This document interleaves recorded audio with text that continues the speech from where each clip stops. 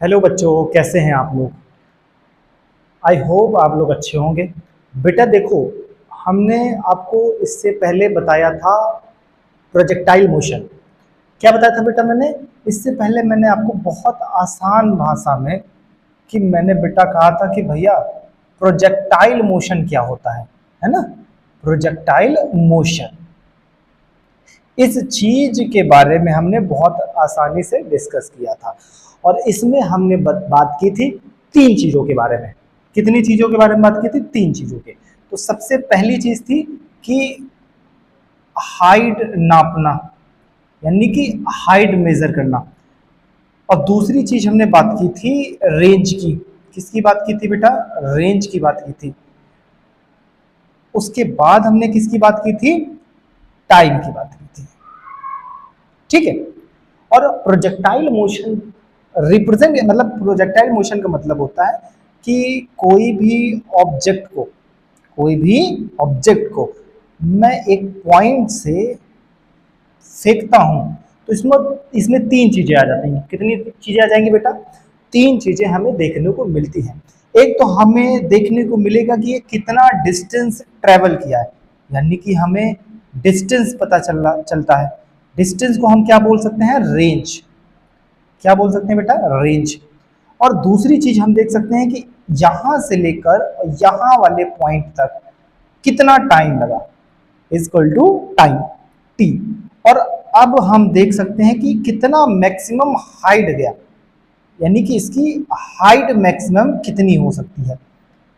तो ये चीजें हमने आपको इससे पहले वाले लेक्चर में बताया है। अगर आपको नहीं पता है तो आप जाकर चैनल पे आराम से इस चीज के बारे में पढ़ सकते हैं। ऑलरेडी लेक्चर प्रोवाइड कर दिए गए हैं। तो आज जो हमारा फोकस है, वर्क, पावर एंड एनर्जी। किसके बारे में है? वर्क, पावर और एनर्जी के बारे में है। तो आज हम सिर्फ क्या करेंगे? Discuss only focus on this power. हम सिर्फ पावर के बारे में, यानी कि कार्य, इसको हिंदी में क्या बोलते हैं? अच्छा, इसको बोलते हैं कार्य। और इससे क्या बोलते हैं? शक्ति। और इससे क्या बोलते हैं? ऊर्जा। ठीक है। तो ये टॉपिक सब में मिलता है, चाहे वो क्लास 8 हो, चाहे 9th हो, चाहे 10th हो, चाहे 11th और 12th। बट ये एक चीज होता है कि जितने आप सीनियर क्लासेस में जाएंगे उतना उतना ये लंबा टॉपिक होता जाता है। 8th में छोटा सा टॉपिक होगा, 9th में उससे बड़ा टॉपिक होगा, लाइक 10th में थोड़ा और एक्सपैंड करके, 12th में और एक्सपैंड करके इसको पढ़ाया जाता है। नॉर्मली हमको एक्सपैंड ज़्यादा नहीं करना है, सिंपल हमें आपको बताना है वर्क के क्या होता है, इसके न्यूमेरिकल्स कैसे किए जाते हैं, और इसका फॉर्मूला क्या होता है, और इसका एसआई यूनिट क्या होती है। तो आइए हम डिस्कस करते हैं इसके बारे में। ठीक है। ध्यान दो बेटा, अगर मैं बात करूं कि वर्क क्या है, अगर मैं बात करूं व्हाट इज वर्क, यानी कि कार्य क्या है, ये चीज हमें पता कि पूछिए, मैंने कही एक चीज हमको तुम बताओ कि वर्क क्या होता है। तो सिंपल हम कहेंगे कि अगर कोई हमें वर्क करना है तो उसमें दो चीजें होनी चाहिए। क्या होनी चाहिए? दो चीजें होनी चाहिए। एक तो इन्होंने कहा कि बल लगेगा। क्या लगेगा? बल लगेगा। और दूसरा इन्होंने कहा कि विस्थापन होगा। ये क्या होगा? विस्थापन होगा। अब अगर इन दोनों की बात करें तो इसे इंग्लिश में बोलते हैं फोर्स, और इसे बोलते हैं डिस्प्लेसमेंट। Displacement, right. बात ये भी हो गई, जब हम किसी भी ऑब्जेक्ट को या किसी भी वस्तु पर हम बल लगाते हैं, जैसे मान के चलो ये मेरे पास एक बॉक्स है। ये क्या है? मेरे पास एक बॉक्स है। ठीक। अब इस बॉक्स को अगर मैं इधर पुश करूं, मैं पुश कर रहा हूं, तो क्या लगा रहा हूं मैं, एफ। क्या लगा रहा हूं मैं, फोर्स लगा रहा हूं। बेटा क्या लगा रहा हूं मैं, फोर्स लगा रहा हूं। अब मैं फोर्स लगाऊंगा तो इसका कुछ ना कुछ वर्क होगा। क्या होगा, कुछ ना कुछ वर्क होगा कि नहीं होगा, काम होगा कि नहीं होगा। मान के चलो हमें अभी हम पढ़ा रहे हैं, तो ये भी क्या हो रहा है, काम हो रहा है। क्या हो रहा है, काम हो रहा है। भाई फोर्स लग रहा है, फोर्स चाहे वो फिजिकल हो चाहे वो मेंटल हो, ठीक है।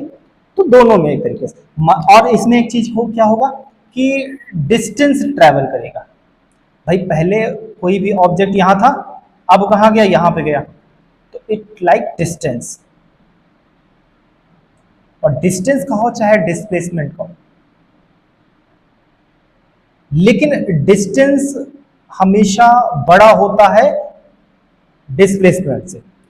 हम ये भी कह सकते हैं ये दूरी है और ये भी दूरी है, ऐसा नहीं कह सकते डिस्प्लेसमेंट दूरी नहीं है। जो नॉर्मली देखा गया कि हम कह सकते हैं कि वर्क, इसको हिंदी में भी लिख देते हैं और इंग्लिश में भी लिख देते हैं, कार्य इक्वल टू, कार्य इक्वल टू बल गुणे विस्थापन। ये चीज इन्होंने कही हिंदी में, ये क्या है उसका फॉर्मूला है। इसको इंग्लिश में लिख दो, work equal to force multiply displacement. ठीक, अब इसको शॉर्टकट में कैसे लिख सकते हो, W इक्वल टू एफ। अच्छा एक और चीज देखो, डॉट लगेगा इसमें, क्या लगेगा, डॉट लगेगा, क्रॉस नहीं लगेगा। अब डिस्प्लेसमेंट को रिप्रेजेंट एस से करते हो, किससे कर रहे हो, एस से, तो नॉर्मली हम एस, ये हमारा फॉर्मूला बन जाएगा। जैसे अगर मैं बात करूं, एक पॉइंट ये है और एक पॉइंट ये वाई एक्सिस है और ये एक्स एक्सिस है। मैंने कहा कि मैं यहां से लेकर यहां तक चला और यहां से लेकर यहां तक चला, तो इधर हमेशा हमने बताया था कि कॉस होता है और यहां पे क्या होता है, साइन होता है, और ये वाला एंगल कैसा होता है, थीटा होता है। तो हम एक और चीज कह सकते हैं कि W equal to F S cos theta, एक ये भी फॉर्मूला हो जाता है। समझ में आ रहा है कि नहीं आ रहा है। अगर मुझे एंगल नहीं दिया गया तो मैं ये वाला फॉर्मूला लगा दूंगा, और अगर मुझे एंगल दिया गया है तो मैं ये वाला फॉर्मूला पुट करूंगा, कोई दिक्कत। समझ में आ रहा है कि नहीं आ रहा है। भाई बहुत इजी है यार। अगर मुझे जिसमें एंगल दे रहा है तो मैं normally W equal to F multiply S cos theta लगा देंगे, और जिसमें एंगल नहीं दिया गया वो क्या है, एफ एस। एफ क्या है, फोर्स है, और एस क्या है, डिस्प्लेसमेंट। फिर बात करते हैं इसकी यूनिट की। भैया इसकी यूनिट क्या होती है, तो इसकी यूनिट न्यूटन मीटर होती है, और एक होती है, और एक होती है जूल। क्या होता है बेटा, जूल। दोनों ही सही है, न्यूटन मीटर होता है और जूल होता है। समझ में आ रहा है कि नहीं आ रहा, जल्दी से इसे लिखिए।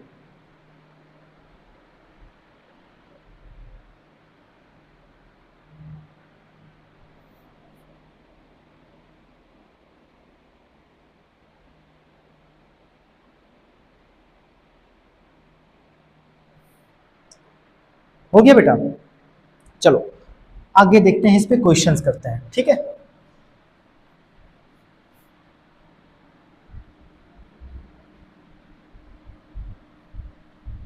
चलो ध्यान देते हैं। अच्छा मुझे फॉर्मूला क्या मिला, W equal to F S cos theta, एक ये फॉर्मूला मिला, एक W equal to F S, एक ये फॉर्मूला मिला, एक इसकी एसआई यूनिट क्या मिली, एसआई यूनिट क्या है, न्यूटन मीटर, और क्या मिला है, जूल। ये चीज हमको पता चली। मैंने कहा कि किसी वस्तु पर, है ना, किसी वस्तु पर मैं 10 न्यूटन का बल लगा रहा हूं और उसके बाद उसका डिस्प्लेसमेंट डिस्प्लेसमेंट 30 मीटर है। समझो, अब मैंने कहा कि मैं यहां से इस तरीके से 10 न्यूटन का बल लगा रहा हूं और मैंने कहा कि यहां से इसका जो डिस्टेंस है वो 30 मीटर है। अब मुझे बताओ कितना वर्क करेगा। सिंपल सा मुझे दिया गया है 10 न्यूटन है, तो यानी कि फोर्स दिया गया है और डिस्टेंस की बात कर रहा है तो मुझे डिस्प्लेसमेंट दिया गया है 30। और अब इसने कहा कि जो एंगल बना रहा है वो एंगल कितना है, मान के चलते हैं, एंगल मान लेते हैं 60 डिग्री। कितना मान लेते हैं, 60 डिग्री मान लेते हैं। एंगल कितना है बेटा, 60 डिग्री। तो जाहिर सी बात है हम फॉर्मूले कर देंगे। कौन सा फॉर्मूला है, W equal to F S cos theta. तो W इक्वल टू एफ की वैल्यू 10, एस की वैल्यू 30, उसके बाद कॉस 60 डिग्री, उसके बाद इसका मल्टीप्लाई कराओ कितना आएगा, 300। कॉस था 60 की वैल्यू कितनी होती है, कॉस 60 की वैल्यू कितनी होती है, 1/2। इसको कट करेंगे कितना आएगा, 150। तो वर्ग कितना हो रहा है, 150 जूल। क्या हो रहा है, 150 जूल या फिर न्यूटन मीटर। कोई प्रॉब्लम है बेटा, समझ में आ रहा है कि नहीं आ रहा है। सबसे पहले हमने एंगल देख लिया, उसके बाद हमने फॉर्मूले पे रख दिया। अब एक और चीज देख लेते हैं कि अगर मुझे एंगल नहीं दिया गया, एंगल नहीं दे रहा है, तब मैं कैसे करूंगा। तो सिंपली है यार, एंगल नहीं दिया गया तो बहुत अच्छी बात है, मैं यहीं चेंज कर दूं, ऐसे कह दूं। मैंने कहा कि कोई वस्तु पर 10 न्यूटन की बजाय कितना लगा दे, 20 न्यूटन का बल लगा दे, फोर्स लगा दे और डिस्प्लेसमेंट कर दे 20 मीटर। अब बताओ क्या फॉर्मूला लगेगा। तो W equal to work equal to F S. W equal to 20 multiply 20 equal to 400 joule या फिर न्यूटन मीटर, या फिर न्यूटन मीटर। कोई समस्या है, कोई दिक्कत। आई होप तुमको समझ में आ गया है वर्क क्या है, कार्य क्या है। जब किसी वस्तु पर बल और विस्थापन होता है तो उसे क्या कहते हैं, कार्य कहते हैं। बल तथा विस्थापन का सदिश गुणनफल होता है। समझ में आ रहा है कि नहीं आ रहा है, कोई प्रॉब्लम।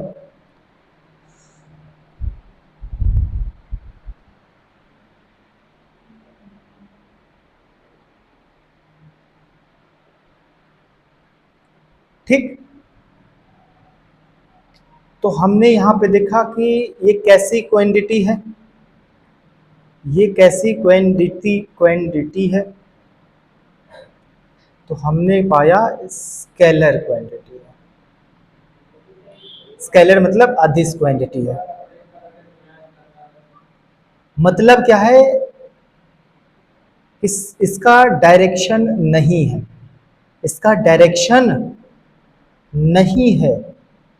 एक बात बताओ, क्या वर्क का डायरेक्शन होता है क्या, नहीं होता भैया। हम चाहे जिस डायरेक्शन पे वर्क कर दें, हमको क्या पता किस डायरेक्शन पे वर्क हो जाए।